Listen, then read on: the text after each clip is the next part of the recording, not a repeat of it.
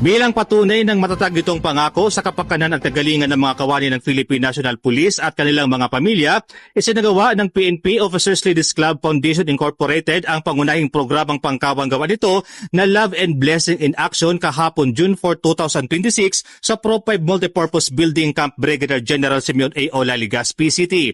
Pinangunahan ang gawain ito ni Ginang Mary Rose O. Nartates, National Advisor ng PNP OLC Foundation Incorporated, kasama ang mga miyembro ng pambansang organisasyon. Nakiisa rin ang Pro 5 chapter sa pangunguna ni Ginang Rosalie N. Miranda, advisor kasama ng iba pang opisyal at miyembro.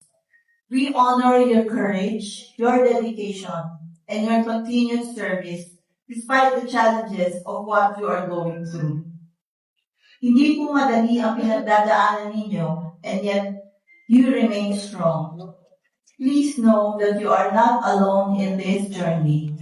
Naging daan ang aktibidad upang maipamahagi ang mahalagang kagabitang medikal, suportang pang-edukasyon at tulong pinansyal sa mga karapat-dapat na benepisyaryo. Mula sa lahat, nais kong ipahayag ang aming taus-pusong pasasalamat sa ating NHQ chapter sa kanilang pagbibigay ng panahon para makasama tayo. Maraming salamat po. Kabuuan 100 BP apparatus at 100 nebulizer ang ipinamahagi sa mga benepisyaryong PNP personnel, non-uniform personnel at kanilang mga kwalipadong dependent. Layunin ng mga kagamitang ito na matulungan ang mga pamilya sa mas epektibong pangangalaga ng kanilang kalusugan at maisulong ang preventive healthcare sa loob ng komunidad ng pulisya. Bukod dito, tumanggap din ng tulong pinansyal ang 27 kawani ng PNP na dumaranas ng malulubhang karamdaman upang makatulong sa kanilang gastusing medikal at masuportahan ang kanilang patuloy na pagpapagamot at pagaling.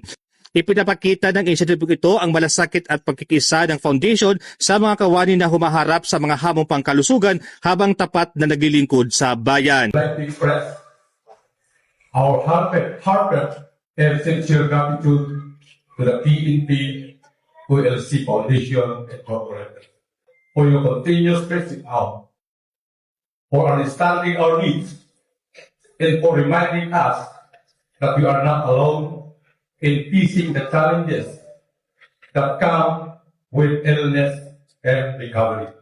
Nagkalob din ang programa ng suportang pang-edukasyon sa pamamagitan ng pamamahagi ng school supplies sa 7 student beneficiaries sa ilalim ng Project Tanglaw o Tabang sa Aki na nangangaipo ginhawasin liwanag ang may tao para wakasan ang pagtios.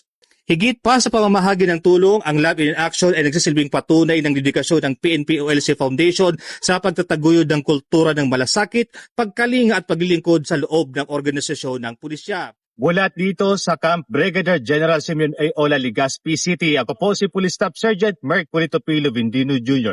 Nag-uulat para sa Police News Network, bagong PNP para sa bagong Pilipinas, serbisyo mabilis, tapat at nararamdaman.